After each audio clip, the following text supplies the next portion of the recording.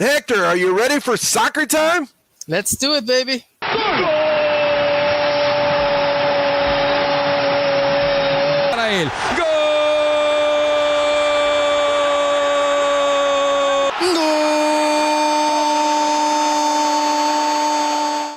You know, Hector, I don't know what those announcers, how long do you think the longest goal goes for? It's like a minute and a half. How do they breathe? Yeah, well, the record, the legend is Andres Cantor from Telemundo. But, he's like number one, dude. Like, he's world renowned. That's his go-to thing. His MO is like the goal call, especially when the World Cup starts. You'll notice who he is in a heartbeat. Pretty excited about the World Cup. So let's talk about last week's USL. How'd you do? I did. Loyal, that was a tough game going across the pond, going across country to play Birmingham. Birmingham's a feisty team. They give everybody but too much they can handle. And Loyal, unfortunately, had some opportunities at the end that they didn't convert on. So that was my slip up. But, it's kind of hard when I'm so passionate about soccer to divide up the objectivity with the emotion. But this time I think Loyal is going to be one of my picks, and I think they're going to respond this time. You could have all the strategies, a coach, whatever. It's kind of like that saying in boxing. You have a game plan until somebody punches you in the mouth. Yeah, that's it, baby. Yeah. No doubt about it. Now, the one thing about the USL, fairly late in the season, right? We're talking about they've had some games they played. Yeah, they're down to like the last quarter of the season, so probably like 10 games left. Right. What are you seeing in terms of the goals? Are they scoring a lot of goals? Is it mostly overs? Is it mostly unders? What's happening? Oh, it depends on the teams, obviously. The offensive-minded teams like the Phoenix Rising and those that are known for scoring, they're still doing their thing, But it's kind of like every year in the USL and kind of like in professional soccer in general, there's going to be changes to teams, to players, to coaches, to venues. So that's a lot of chemistry building right now. So, it could be 1 week you score 0, the next week you'll score 5, So it's kind of like you have to keep up with those things. Yeah, that was a tough loss for your local San Diego Loyal out there in San Diego because the team ahead of them won. That's a 3 point Yeah, it swing. looks like San Antonio's going to pull away with that one now. But at least they got a good look at taking second place. Yep. So let's talk about Saturday. What do you got? So I got 3 for Saturday, USL Championship matches. Colorado Switchbacks playing at home against Tampa Bay Rowdies. Tampa Bay, one of the best teams in the Eastern Conference. They made it to the final last year. They lost to Orange County. And Colorado's at just below San Diego Loyal in the 3 seed in the Western Conference. So they really want to either stay there or at least move up to second, overtake San Diego Loyal. They're going to be at home. Tampa Bay's a hell of a team, man. That's one of the perennial best teams in the USL Championship. I think this is going to be one of those games that, like, we're talking about offense. I think there's going to be a lot of offense in this one. And even though Colorado's playing at home in front of their home fans, I think Tampa Bay's got too much firepower for them. I'm not going to go Tampa Bay 3-2 on this one.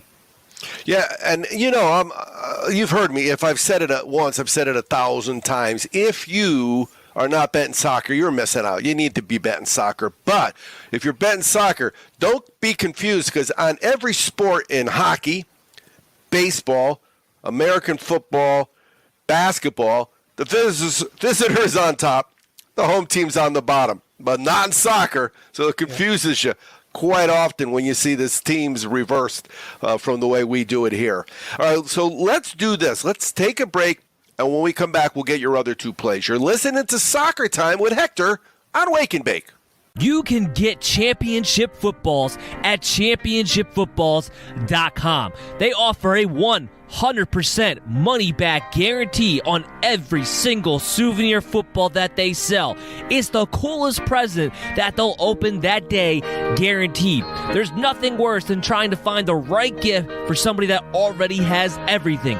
Whether that special present is for a Tampa Bay Buccaneers fan or an Alabama Crimson Tide backer, maybe Gramps, a lifelong Dallas Cowboys supporter, or your brother-in-law is in LSU Tiger territory. Know a member of the Baylor Alumni Association? Is there a better Father's Day gift for someone who's a Kansas City Chiefs fan? Send them the coolest present they'll open that day, guaranteed. Now, if your favorite pro team is the Buffalo Bills or those Minnesota Vikings, well, we're sorry about that.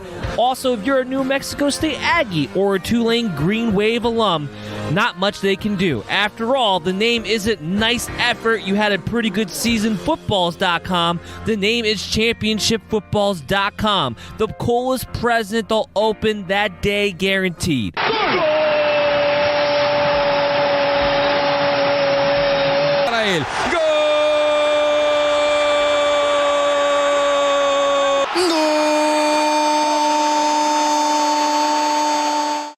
Welcome back to Soccer Time with Hecker on Wake and Bake. Hector, I love those. I just love those goal scorers. I just love them. You know, it's funny because soccer, unlike a lot of sports, there's a lot of time where nothing's happening between flops and after goals. It's not like you get a lot of goals. If they took as much time in basketball after every point as they did in soccer, the game would last 16 hours, you know?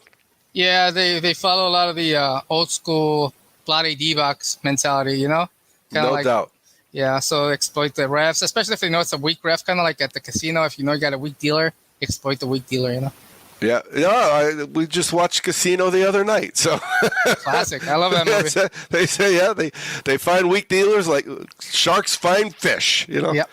All right, so let's talk about, before we go into your last couple of picks, let's talk more about soccer betting in general. You mentioned the ladies. Yeah, there's a league, NWSL, that's gaining in popularity. Actually, the union, the women's players, they just signed a few weeks ago a collective bargaining agreement with the league that gives them better pay, better working conditions, and also the national women's team, the U.S. women's team, they're now on par with the men's in terms of income, in terms of profits and percentages. So it's women's soccer in general, but women's soccer particularly in this country is going way above and beyond what people used to think about it. So there's this league in WSL. There's this new team, San Diego Wave, that's playing their first season here.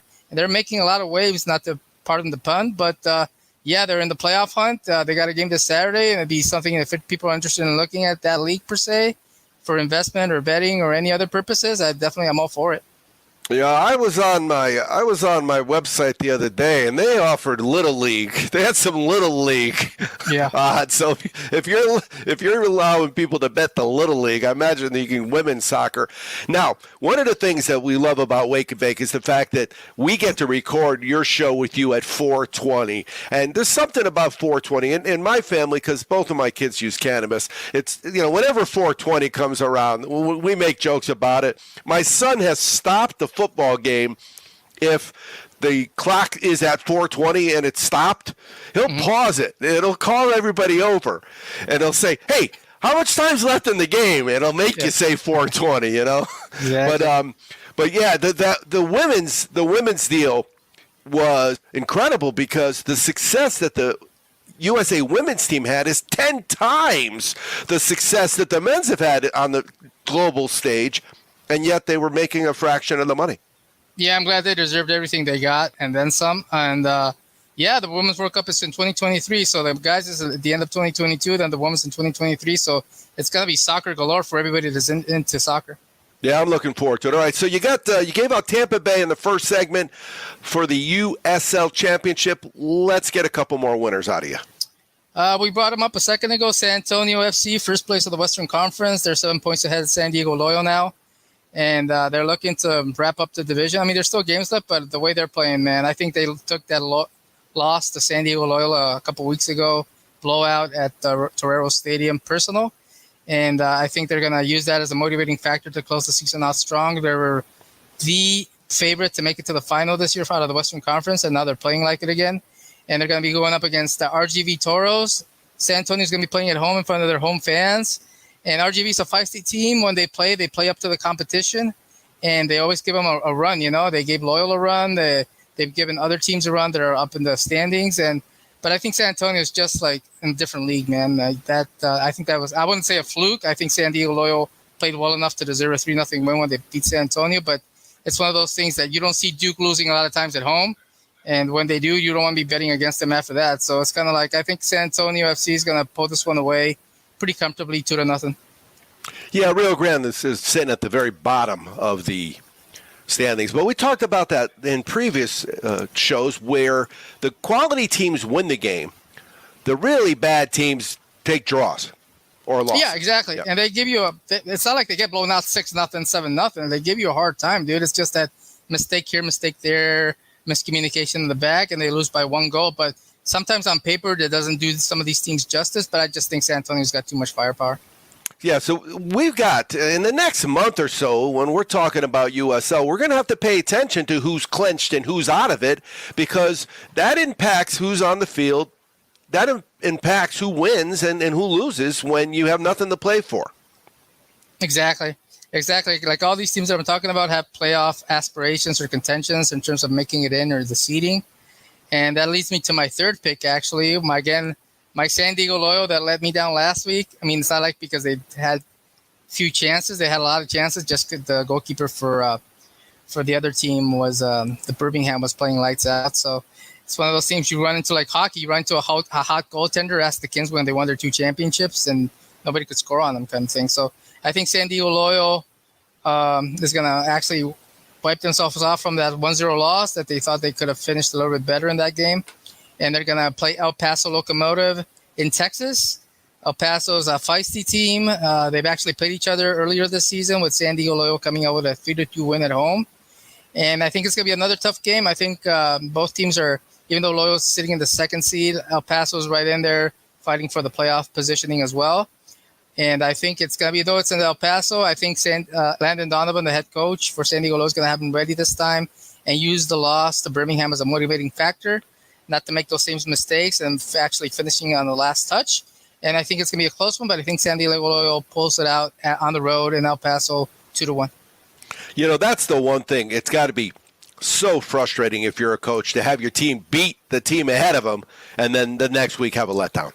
And what sucks, it's like any sport. You have to travel cross country the next game.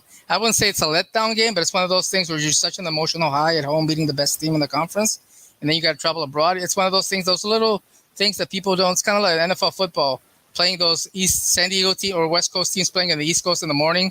It's kind of like, and you're traveling and all that, thousands of miles. It gets to you, dude, even if you're a professional. But I think San Diego Loyal's got enough to pull this out in El Paso this time. No, there's no doubt those West Coast teams traveling to the East. And you've seen in the past in the NFL where if they got 2 in a row, they just stay there. Yeah. You know, they just camp out for 2 weeks on the East Coast. All right, Hector, anything else before we let you go? Nah, man, good seeing you. Good talking to you. Let's catch some tickets. All right, looking forward to it. It's football season, ladies and gentlemen, and PropSwap is the best way to lock in the action right now. This time last year, Cincinnati was 300-1 odds. Thousands of prop swappers cashed in on Cincy just by buying their tickets on PropSwap early and then flipping for a profit when Burrow and company got hot. Now is your chance to do it again. With thousands of buyers across the country, you'll always get the most amount of money for your bet on PropSwap. So hurry to PropSwap while it's early and grab a ticket or 2. The odds are always the highest right now. It really does pay to get in early. Go to PropSwap.com or download the free PropSwap app today. PropSwap is where America buys and sells sports bets. If you listen to Muhammad from 151 Sports Investing, he told you how much better the odds are on PropSwap than what is being offered at your local sports book. And look at me. I had UConn. I went for 2. So instead of getting just 1 ticket with UConn in the future for the Final Four, I got 2, sold 1 on PropSwap, and when they lost, I ended up having a positive ROI on a national championship future ticket where the team lost. Only on PropSwap, where America buys and sells sports bets. Oh, Canada, our home and native land. CFL, let them know. Welcome to Saturdays in Canada with Blackhawk West here on Wake and Bake. You know, Blackhawk West, I have to be honest, as regular football comes, in the past, we've kind of let CFL kind of take a back seat, but I don't think that's going to happen this year. For me, it's not. And for me, it will not take a back seat until we get a better understanding of what's going on in college and the NFL. You know, there's a lot of handicappers that would tell you don't touch the first couple weeks of the NFL or the first couple weeks of college. You know, we got week 0 around the corner, college. But the way I look at the CFL is we know these teams. We know where they are. There's a lot of injuries. A lot of injuries are taking place. And, Winnipeg just lost a game at home. Very uncharacteristic for them. But, as we look at what's coming up, we have a better understanding going into, week 11, week 12, week 13. We know what's going on in the CFL. So we would be foolish to ignore that data for a league that's unknown, and we should probably be tiptoeing in. So my CFL units are bigger than what my college units are going to be. In college really isn't even in high gear for me until about week 3 or 4. Well, and how many seasons have we talked about it? Well, it doesn't matter what the sport is. You got to tiptoe in. Unless you know something, right? unless you got some inside information, you got to tiptoe in. Otherwise, you're going to be throwing your money away. There's no doubt about it.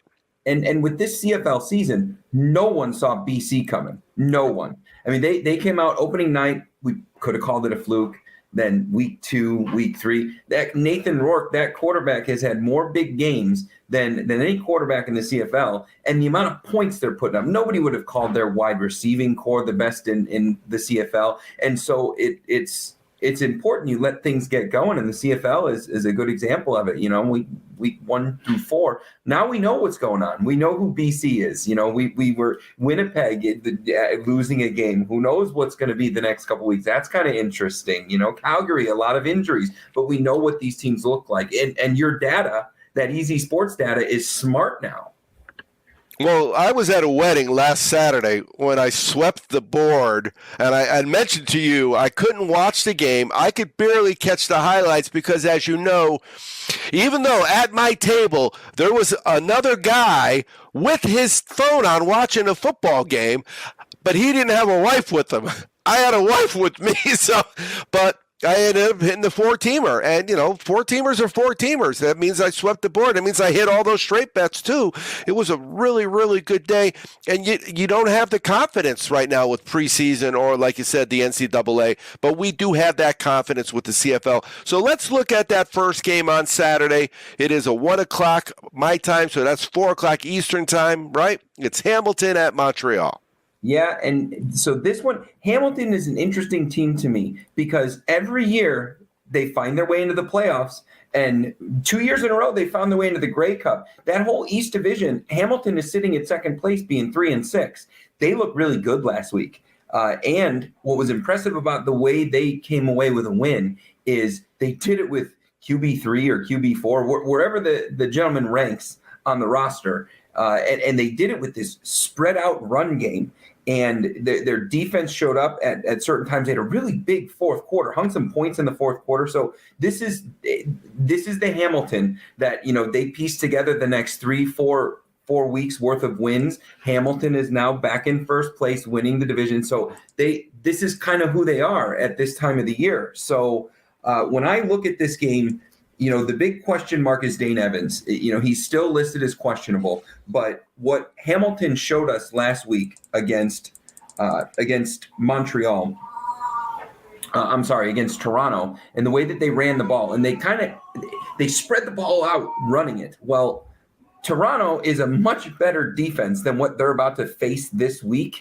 And so I think they're going to have no problem running the ball on Montreal. I think that we're catching some luck with Hamilton being plus 2.5. Montreal is coming off of a win. They had no business beating Winnipeg. Winnipeg was due to lose, and Montreal just happened to be the team that showed up at the right time. I think this plus 2.5 for Hamilton at the right time is a gift. And if Dane Evans ends up playing in this game, that's going to push them even further and create a passing threat. I love plus 2.5, the Hamilton Ticats on the road going into Montreal to steal it.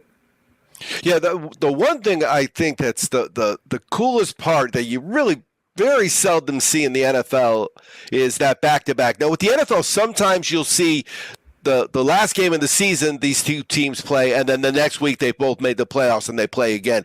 But in the CFL, they have back-to-backs all the time, and it really makes it easier to handicap. It kind of does, because it makes it easier after the twofer.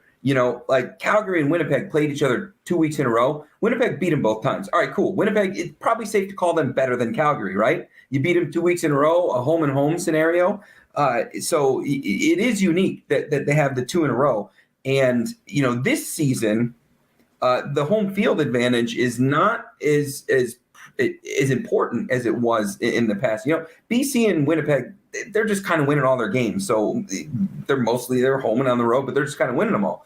But, Toronto's home field advantage is usually pretty strong. It hasn't been this year. In years past, going into Edmonton and getting a dub. But this year, everyone's beaten Edmonton. But Now, we talked about with Winnipeg because they had this incredible record, but the bottom line is away from home or at home this year, they were 1-2 against the spread, and they ended up losing the game. So, yeah, and Winnipeg, they've shown up. Their coaching is really on full display in the job that they've done, but they have a rebuilt wide receiving core. I mean, the wide receivers that they lost to free agency. I mean, you lose Kenny Lawler to free agency. I mean, that's a top 3 wide receiver in this CFL.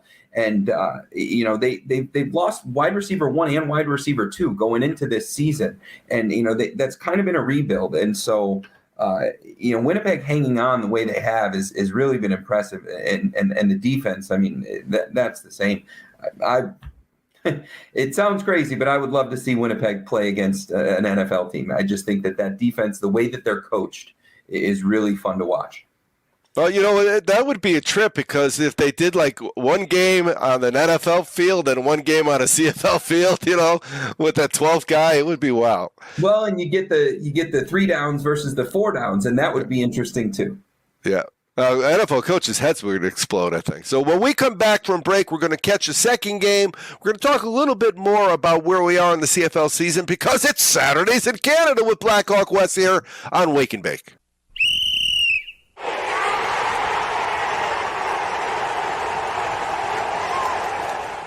Welcome back to Saturdays in Canada with Blackhawk West from 151 Sports Investing here on Wake and Bake. And you know what?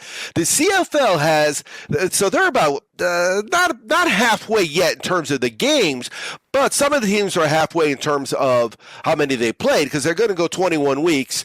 And, of course, they all get byes. But they have a unique playoff. I don't know, what would you call that playoff thing? What do they call it? Well, there's a swap that happens, and you can call it a lot of different things, but basically, in the East or the West, the top 3 teams go to the playoffs. The first place team gets a bye. But if the fourth place team is better than the third place team record wise and points wise, they will do a swap. So if the season ended right now, Saskatchewan being the number 4 seed in the West, they're 5-4, which is better than Montreal's 3-6 third place. So Sask would actually go over to the East, and they would be coming out of the East from a playoff standpoint. And I got to tell you, Saskatchewan, if you look at who they would play, as of right now, they would play Hamilton. I think it's easy to say Sask would beat them. And then in the conference finals for a trip to the Grey Cup, they'd play Toronto, and they would go into Toronto. So it just depends on which version of Toronto we get. But I would probably take Sask money line against Hamilton and against Toronto. And so the number 4 team, it hasn't happened in a long time. It has happened, but it's been a while. But that number 4 could go to the East and realistically find their way into a Grey Cup. And at this point, I think they'd be playing BC. Yeah, you've got an East Division that's 11-23 overall. Not one team over 500 because Toronto's in first place at 4-4, and then you look over at the West and everybody except the Elks, and thank God for the Elks, of course. Everybody except the Elks has a winning record. There is no winning record in the East Division. I think that when it's all said and done, I think that Hamilton is going to be the one. But there is no winning record right now, and that's one of the cool things where you take the comparison to the NFL. The NFL will not do anything like that. You could have an 8-8 team win the division, and they're going to the playoffs. I mean, that's we've had a 7-9 one year, didn't we? Sure, and they win the division. They're going to the playoffs. I mean, there was and the difference it was a couple of years ago, the Chiefs and the Chargers, and there was a difference between the number 1 seed or the number 5 seed because of the other first place or the other first place records. And it's wild the way that goes on. But the CFL does it the right way. You're in 4th, but you're better than 3rd. Sorry, 3rd. Adios. Go home. Yep, no doubt about it. So let's look at that the late game Saturday night. It's 10 o'clock Eastern time. Calgary at Toronto. So this one is. I'm looking at this one, and I'm looking at a couple things. I'm looking at Calgary coming off of a terrible loss in the closing moments. I mean, Calgary had BC, and so to lose it this way. Now we were winners because we took +2, but Calgary losing by 1 point in the closing seconds of the game. I mean, that is a hard way to lose a game. Toronto's also coming off a loss, but they're at home. And so Calgary's beat up here. Calgary is beat up. When we look at both teams are on a second string running back. Although I don't think it's going to hurt Toronto the same way that it hurts Calgary. Calgary is without Carey. And then you look at their wide receiving core. They're without Begelton did not practice. Henry did not practice, and Philpott did not practice. So 3 of their 4 top receivers did not practice, and they're going to go into the game as questionable. So, and along with RB1, that's a lot of not practice as of today going into tonight's game. So it's really hard to go here, but just because personnel wise the roster is way better and Calgary statistically is better, but I have to take the points on a team coming off of a bigger loss, and I feel like maybe Calgary has lost enough of these close games that maybe there was one big one a few weeks ago where they came back and they won a game they shouldn't have. But I feel like Calgary is kind of learning how to lose these close ones. They got an incredible defense. They're putting up a lot of points. You know, statistically, they got a bump from beating Edmonton 49-6. But I like the points. I'm going to take Toronto at home +2.5. They're a healthier roster and they're at home. There's no doubt, Wes, that sometimes teams sit around waiting to see how we're going to blow it this week. There is, and, you know, Bo Levi's had a good season. I mean, he really, compared to the way that he looked last year he looked hurt. But after last week, they did everything they possibly could to beat this BC team that just would not lose. I mean, they just would not lose, and they hung 40 on them. Nobody has hung 40 on Calgary this year, and I'm sorry, 41. And so I think you're right. I don't know that Calgary is waiting to lose, but they're learning how, that's for sure. No doubt about it. All right, so we've got you, Blackhawk West, on Twitter at 151_sports. But every week now during football season, you're going to be Discording, aren't you? Yeah, we're going to start after week 0. You know, the week going into week 0. So next Thursday, we're going to talk just about bankroll management, approach going into the season, a lot of financial coaching going on there. And then the following week, we're going to get into picks and strategy behind the picks and talking about tiptoeing. And but yeah, we're going to get on our Thursday. It's a live recording, so there'll be a group. Whoever is a member of the Chicago Options Trader Group, they will be able to log in and do some Q&A stuff, and then the recording will get saved for all the members to have access to. And that is a valuable. I mean, everything we do is valuable, but I've listened to that. That's a valuable recording, no doubt about it. Yeah, the approach we're taking is we want to teach people how to make the smartest moves possible and protect the bankroll. I'm giving out picks, but my main goal is that everybody is approaching this thing in a way that you protect yourself and you're profitable. No doubt about it. And that you have done, my friend, that you have done. All right, Blackhawk West, we'll talk to you in week 0. Yeah. You've been joined by Blackhawk West here on Saturdays in Canada on Wake and Bake, and we'll catch you next time. I want some more. I want some more. I want some more. Welcome to More Winners with Mo from the Mo Radio Show. We want Mo, we want Mo, we want Mo. Hey, Mo, you had a pretty good weekend. I know for a fact that I won money on the Indianapolis Colts in the first quarter. How else did you do your plays? Do you remember? I hit the same game parlay on the Colts game in the first half, which was really good. So, it didn't matter what happened the rest of the game because I was a winner after the first half. I've been trying in the preseason games only to play the first half because you get more starters playing. You'll get to, at least some second teamers in there. Second half, it's a crapshoot. So right now, I think my preseason strategy now is to only play the first half. Yeah, they're it's a unique world. Okay, so we had the first week, and I did pretty good. Now we got the second week coming up, where now they've got to start really making some cuts, right? These rosters drop, another 5 or 10 people. Then though we've got the third week. Remember, there used to be a fourth week. Now there's a third week, and then they don't play again. So they got a couple weeks off. So it'll be interesting to see in that third game how far they let those starters go, because traditionally, it would be the first half, right? Right, and then you're looking at guys who are not only trying to make the team that they're on, but they're also auditioning for other teams when they get cut. So, that third game becomes a really important game in the second half for those guys. Oh, big time, big time. So let's talk about where we're at in the sports betting calendar. We're at baseball, where the playoff races are really exciting this year because they've added a team. We've got the NFL, again, is finishing up. But next Saturday, our show is going to have real live college football, games that count. How exciting is that? College football is exciting, but since you don't get a preseason like the NFL, you had a lot of guys graduating from a lot of the top teams last year. So it's going to be interesting to see this first week of college. I usually try to take that off just to see where everybody's at, because you're going to have new quarterbacks for 3 of the top 4 teams from last year. So I know a lot of people can't wait to jump into the betting, but the first week of college is usually a week that I take off because I want to see how the teams are gelling since there's no preseason. And we've talked about that in any league ever in the history of sports.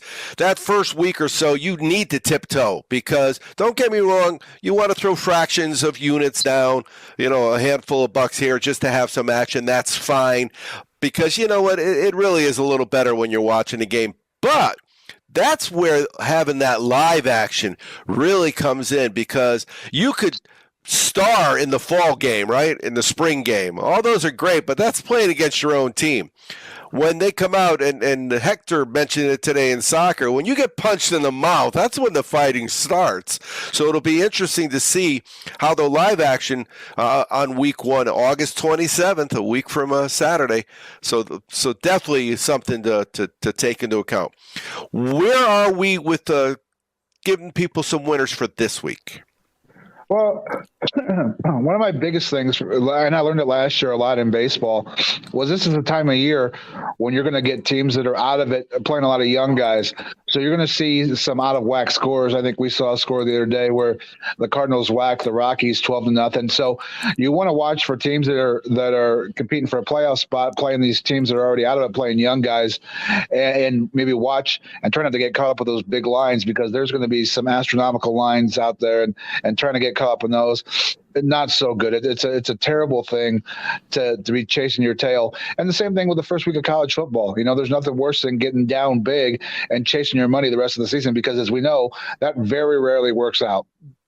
Oh, and especially when you're talking some of these baseball lines well over 300. We talked about it earlier on the show with John from GMF Sports Consultants, where you got a minus 360 team. You have to sweep the board. You have to hit all 4 games. If you go 3-1, you lose $60. Yeah, baseball for me has been one that I've always tiptoed around. I know that you've done very well with baseball, but man, it's such a crapshoot nowadays. And you've got top of the line pitchers where the line is ridiculous because you're playing a Clayton Kershaw, but then these guys are only pitching 4 or 5 innings. So baseball to me has become one of the most difficult sports, I think, to bet. I've had more success betting hockey than I have betting baseball. Well, one of the things that I've noticed as I've worked out, remember, we got John from GMF Sports Consultant, is a great baseball handicapper. One of the things I've learned is I don't necessarily look at the innings. I look at the pitch count. And when you got a guy that's consistently throwing 7.5 innings, 7 2/3 innings, whatever, and he's throwing 104, 105 pitches, at least that guy's going to be there. Yeah, you're right. And the other thing is too, is if you look, I think we're going to be close to setting another record for strikeouts in Major League Baseball. So, there's some statistics that are those, second and third line statistics that could come into play. I've been betting over under strikeouts a couple of times and done all right because, man, baseball hitters, it's become more of an all or nothing game. They're either hitting the ball a long way or they're striking out. So, some over unders and strikeouts has been working all right for me in some parlays this year. Oh yeah, you could find a power pitcher that throws a lot of strikeouts, and he's facing a team that swings and misses a lot. It's a good combination. Don't get me wrong, it's still going to be a negative number in front of the odds, but it's sure going to be minus, like the Padres on Thursday with Yu Darvish, or minus 390. I mean, who are they playing? The little league team from Right. Venezuela or what? Yeah, it's that's why I like baseball and I like betting. But man, there's some days I just look at the sheet and I'm like, oh, what am I going to do with some of this? So I've been trying to pick out some secondary stats for parlays and trying to stay away from some of it. But it's a fun game to bet. But boy, you're right, it can turn on you on a dime. No doubt about it. All right, when we get back from break, we're going to talk about baseball turning on a dime. You're listening to More Winners with Mo from the Mo Radio Show on Wake and Bake.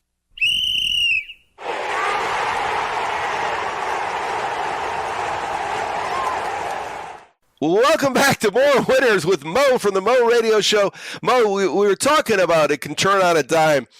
I know that the thing that ticks me off about betting baseball the most is when they take out a pitcher. They put him on the bench, and you see him, and he's up. Maybe he's upset because he got taken out, and the next guy either walks somebody or gives up a home run, and that guy's thinking, "I could have done that," Yeah, the way that the baseball is managed now is so much different even than it was, 8-10 years ago. It's all about load management and trying to keep guys fresh. But man, I'll tell you, it's a frustrating thing now, especially with these the analytics nowadays that these managers try to live and die by. It's made it so hard to try to bet baseball. All right, so let's talk about some football. On Saturday, we've got Detroit. Actually, the show airs Saturday, so today, right as we get off the air, again, that's why it's called Wake and Bake.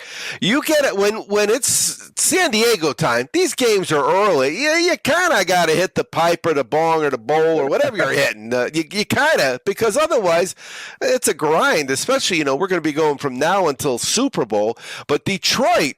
I guess from what I understand, that Hard Knocks is making them look like a pretty good organization. And they're actually favored at the Colts this week. They're favored by 3. You know what? And sadly, I like Detroit in this game, even though Indianapolis is my team. This team under this coach, Dan Campbell, they play their hearts out for this dude. We watched it last year when they lost so many games by 7 points or less. Indianapolis still trying to figure out in the receiver room. Matt Ryan's new. Jonathan Taylor will not play. You've got some injuries on the defense. Their new tight end tore his Achilles in practice on Wednesday on a non-contact injury.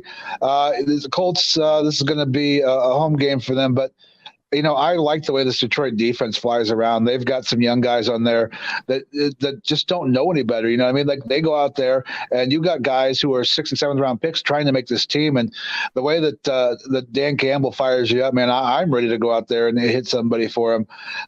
As much as I hate it, I like Detroit in this game. You've got Aiden Hutchinson, who was the number 2 overall pick, who's probably the best player in this draft. Got to stay home in Michigan and play. He's still living with his parents and going to practice every day. I'm going to say Detroit covers this game, and I'm taking Detroit against my hometown team. You got to think they're to charge him a couple $100 a month for rent, though, right? I hope so at this point. on that kid. Yeah, I'm thinking with that kid, you tell him, we'll cover your rent. You got to pay for your own food. That dude must eat like a horse, too. My goodness. It's unreal, but man, he's fun to watch. Yeah. All right, and then that night, Saturday night, we got 10 o'clock Eastern, Dallas at the Chargers. Boy, Dallas fans really believe every single year they got a shot at the Super Bowl, and the Chargers fans, they really they've got some great talent, but I think they're forgetting they've got the curse of the Spanos family on top of them. Yeah, it's sad to see a great young team like this be cursed with such bad ownership. It's frustrating to watch for the Chargers because, let's be honest, I mean, that's, your team, and they should last year have gone a lot further. But I think there are times that this bad ownership hangs over them. But you're talking about a Dallas team. A lot of times you're worried about a team traveling to the West Coast, but since Dallas holds their training camp in California, not going to be much of a thing for them. I like the San Diego team a lot. I think they made some good moves in the offseason. They also, brought in a guy like Khalil Mack. You've got Justin Herbert there, who's fantastic. They've got a fun offense. They've got the highest paid safety ever in the league now in Derwin James. They're keeping this team, pretty much intact for these young guys that they've drafted, and they draft very well. I mean, there are so many homegrown guys on this team that are fantastic players who are going to be all pros. I like this Chargers team. I like them in this game, and I really like them for the season. I really think they've got a shot, to win this AFC West. And you're talking about a team that now has Devontae Adams in it in this division. And you're talking about, Patrick Mahomes. I think this team is really good, and I'm excited to watch them play.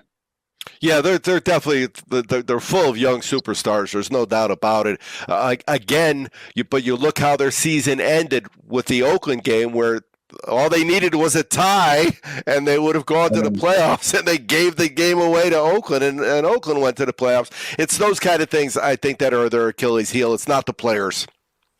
No, and I think that when you have such a young team, sometimes that kind of stuff happens. I think that, Justin Herbert with another year under his belt, I've heard some good things about him really becoming a leader on that team. And, I think that maybe that last year he wasn't fully that leader. He didn't have that voice yet. So I think that this year you're going to see a different Justin Herbert, just having that voice, feel more comfortable back there after having a year under his belt. And I think this team does a lot of good things. There's no reason we couldn't see 3 teams in the playoffs from the AFC West this year. Oh, there's no doubt. He's doing things that when you see, I've always loved that when they say names of people that have done what this kid's doing, and these are names that you know the kid's doing something special. Yeah, for them, it's going to be just being healthy. Can he stay healthy? Can this offense stay healthy? And you've got some guys on defense who are fantastic guys, who are star players, and Joey Bosa and Khalil Mack, guys, though, who have missed games and numbers of games with injuries. So can they keep these guys healthy? That's going to be the big thing, because when you look at them on paper, they're a team to be reckoned with. No doubt about it. All right, Mo, what we will do is remind people they can follow you on Twitter at Mo Radio Show, and we will talk to you again next time. All right, my friend. Talk to you next week. Sports Betting Weekly. All I do is win, no matter what. Got money on my mind. Welcome to Sports Betting Weekly here on Wake and Bake. We've got John from GMF Sports Consultants. Now, John, we're getting ready for the new season. We haven't talked to you on the camera, but we have, of course, talked mostly every day with our text threads. Did you know that right now in Tanzania it's 4:20? Wow, that's there. amazing. You go, baby. It's always 4:20 somewhere when we're talking sports betting and cannabis at 20 after the hour. It's just a matter where it is. That's amazing worldwide. Shout out to Tanzania. Like I said, not only do we mix sports betting now with the wake and bake marijuana, but I guess now we get some geography mixed in as well. There you go. World geography. What 420? There you go. That would be your PhD version. All right. So let's do this. Before we do anything more, let me remind people of where to reach you. It's John on Instagram, GMF_sports_consultants. And I would say the question I would have for you is, how is baseball season going for you? Baseball's going very good. We had a great first half of the season. Normally towards this time of the year, we really start kind of slowing down a little bit. This time of the year gets tricky. There's, teams already kind of, I don't want to use the word tanking, but, they're bringing up some of their minor league players. There's been some injury issues, kind of some of the top seeded teams are left out there, but they're, very high juice as far as odds wise. So we really get a little bit picky, and already with preseason football on, everybody has football kind of angst going on. So we're just getting ready for football to kick up, kind of winding down our MLB selection, and we'll be looking forward to the start of the season for NFL here very shortly. Yeah, it's brutal. Minus 360 I saw today on a line. And, you know, we talk about it all the time on Sports Betting Weekly. You can't make a living in sports betting minus 360. You just can't. Not at all. If you're playing those odds in the long run, you're going to do nothing but hurt yourself. So this is the time of the year where you start looking at alternatives. We had that conversation last night where you start looking at, over-unders, and you start looking at maybe even team totals, because that's more of your traditional minus 110 juice. I can't personally see myself laying anything over minus 200 in an MLB game. It just doesn't make sense, especially for this time of year. And like I said, more than likely, you're just going to hurt yourself playing that in the long run. No, you have to have such a high winning percentage, because we talk about it all the time.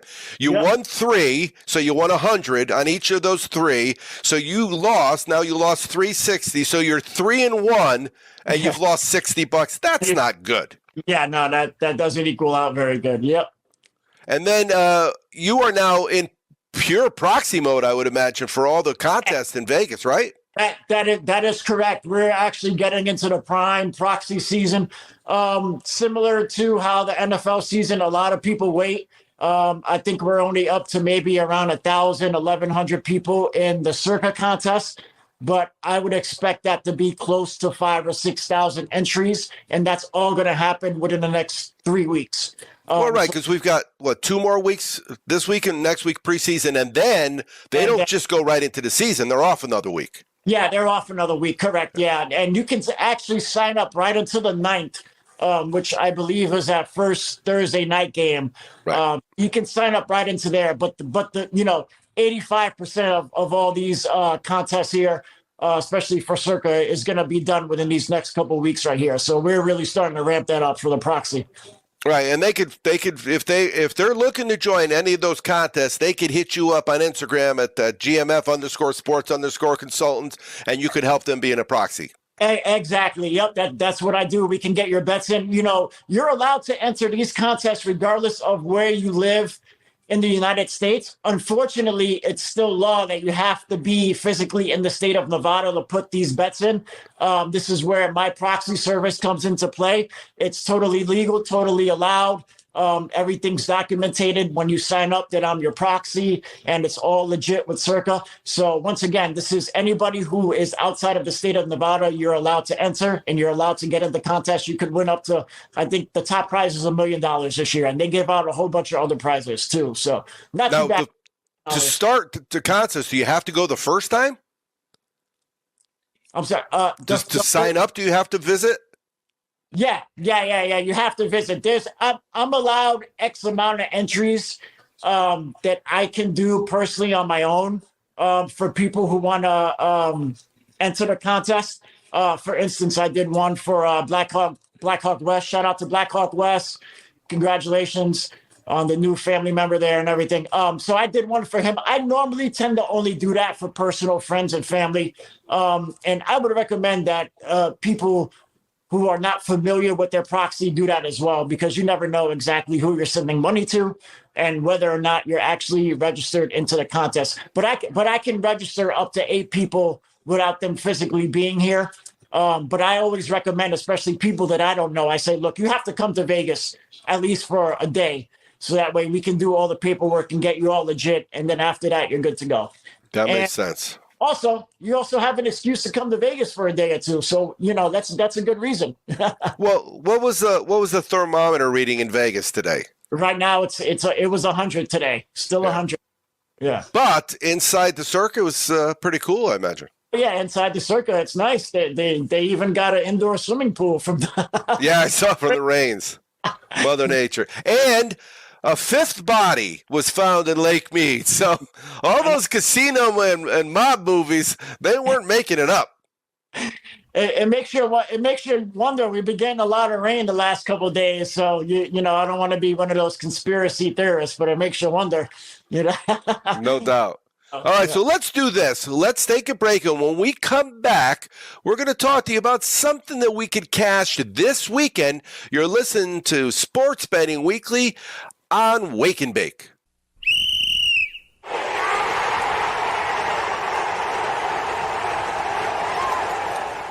Welcome back to Sports Betting Weekly on Wake and Bake. We've got John from GMF Sports Consultants. And again, John, it's just really cool when you are discussing something at 420. It's 420 somewhere, and we figured out it's 420 in Eastern Africa. Now, last week we talked to Mohammed from 151 Sports Investing, and it was 420 in Western Africa. And Africa is a pretty big continent, of course.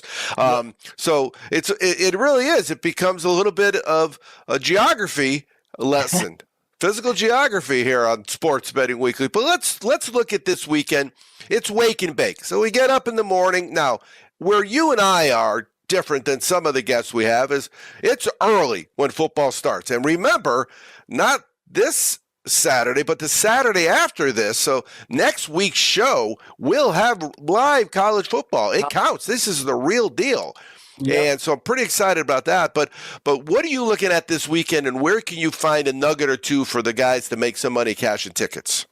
Well, for right now, obviously it's going to be MLB. I don't really suggest that anybody put any substantial amount of money on NFL preseason. There are certain trends and there are certain, tendencies that certain coaches tend to play with in the preseason, but I wouldn't recommend anybody putting substantial amount of money onto that. Right now, we're still going to stick with Major League Baseball. That's what I'm going to do. And unfortunately, I'm going to have to see how these Yankees series play out because they have a ton of injuries and they have a big kind of series matchup versus Toronto, who is also on a little bit of a downswing here. But overall, I think Toronto has obviously the better offense up to now. Especially they just started the series right now and the Yankees were losing too. Like I said, born and raised in the Bronx, I'm a big Yankee fan, but I think I'm going to have to continue to fade the Yankees at this point until they show me some type of life, because right now the only body that's doing anything substantial is Aaron Judge. And it just seems like the whole team in general is just a little bit on the downtrend, which you kind of almost would expect because they had a great first half of the season. So you got to can figure there's going to be some type of regression. But I mean, just since the All-Star break, it's been tough to watch, especially when you're a fan. But they haven't really lost that much. They've lost like 3 games in the standings because the teams behind them are, though they're playing under 500, the teams behind them are only playing 500. And you talk about Aaron Judge. I saw they pitched around them last night with the bases loaded. Yeah. Yeah, bases loaded. They wound up walking in them, and then, of course, that created a whole situation with that. And that was a very much needed win. But, yeah, as of right now, I'm just going to continue to almost fade them. And they're pitching. I was surprised that they traded Montgomery, who just got traded to the Cardinals, who now the Cardinals are playing pretty well this time of year. And they're looking to make, their postseason run. So that's Saturday morning. Soon as we're done, that game tips off in New York, Toronto and New York. It looks like Cole's going to be starting, and that's a perfect example. And Cole's on the mound. The odds are just, it's really hard. You almost have to take the run line, but the Yankees aren't putting points across. They're not scoring runs. Points up. Yeah, I haven't even looked at the lines, to be quite honest with you, all the matchups. But anytime Cole is pitching, especially because he's going to be at home, it's going to be minus 200 or up. I can guarantee you that. And it's going to be minus 200, assuming the Yankees are going to lose today. And even if they lose tomorrow, they're still going to be minus 200. And yeah, I just can't do it. At that point, you're almost better off taking Toronto, even with the plus 1.5, in that situation. Like I said, there's just nothing that they're showing me as far as their attitude and just their bats lately that would make me want to take them. And kind of what you said, they're in a situation where they've had injuries, but they had such a big lead. Yeah, and none of the other teams have capitalized. I would guess that would be Houston has, but not in their division. Not. They're pretty comfortable. I think they're still up double digits. So yeah, Houston has kind of took reins of the AL conference, and now they're going to have the home field advantage, which is going to be tough for the Yankees. And like I said, just the injuries. They're missing a lot of key pieces. Rizzo, Stanton, that hurts the middle of the lineup. Now they're only focusing on Judge. And then you're putting guys in these predicaments where they're not used to being, in these situations. And, sometimes they feel like they have to do that much more. And then that's where we run into these issues. And just on the other aspect is when you do take them on the run line, because at least then it gets it down to minus 160 or minus 140 or whatever. You're still a big minus number, but you lose the ninth inning if they're in New York. Exactly. So now you lose 11% of your at bats, and you got to score 2 runs or more. It's a tough spot. So before we let you go, let's look at the rest of the MLB. Gotcha. Who's the other two? Give me 2 more teams that you're thinking it's going to have a finish strong. I would continue to ride the Astros. I just think the way they're playing right now, their rotation is looking good. The batting is right there. They've continued to be pretty, consistent throughout the season. Obviously, they have the best record in the AL. I don't want to say the Dodgers because the Dodgers are going to be another one of those minus 200 teams, especially when they're at home. But I'm really impressed with the way the Atlanta Braves are playing because they made up consistent ground these last couple of weeks, just coming off the series with the Mets and also the Philadelphia Phillies. I think the Philadelphia Phillies are a team to watch moving forward because they had some people hurt and now they're starting to get certain pieces back. And I think their rotation in general with Wheeler and the other pieces that they have, it's going to be very intriguing to see where they land in this situation. Obviously the Mets and the Braves are the top of that division. So it's going to be interesting to see how they kind of end the end of the year. They need Bryce Harper back. They haven't had him in a little bit of time. So, when he comes back, obviously you're talking about an MVP that could definitely make an impact and push Philadelphia into the, contention for being up there in the NL East. No, he's taking bat practice. I think he's going to be back soon. And that's a big addition to any lineup. Oh, of course. Well, anytime you get the middle of the lineup guys hurt, like I said, similar to how, Stanton and Rizzo were out for the Yankees, you get guys who get pushed in this position and they kind of do too much because they're not used to being in there. And, Bryce Harper he's an all-star. He's put up, MVP numbers, a Vegas boy, homebred. Las Vegas. So obviously that's going to make a big difference to the Philadelphia Phillies. And I just like how they're playing right now. Unfortunately, they're in a tough division as well because they have the Mets and the Braves who just continue just to win games. And the Braves are in a similar situation to where they're getting some pieces back too that they didn't have. And they're just playing really, really good ball. And if you know about the Braves the last couple of years, this time of the year is when they really start to show out. So that's where I'd be looking to possibly make some money. There you go. And then the other thing you got to remember, too, with these teams that they may not get that division title, all you got to do is get in the race. You got to get one of those 3 spots for the wild card because then anything's possible. It's playoff baseball. Exactly, especially this year because they have the expanded wild card. So you never know. Come September or October now, it's all about who's playing hot. You only got to get hot for those couple weeks. So. No doubt about it. All right, John from GMF Sports. Again, if you need a proxy for the contest or you want, if you're struggling, he has a pretty decent package. And, you mentioned you heard him on Sports Betting Weekly. You check out GMF_sports_consultants on Instagram, and he will take care of you. He's been cashing tickets for us guys for, 7 or 8 years now. So he's not an overnight sensation. Exactly. I've been here in Vegas for a while, and I plan to keep doing it. So we'll talk to you again soon, buddy. Sounds good. Thank you. Appreciate you. Thanks for having me on.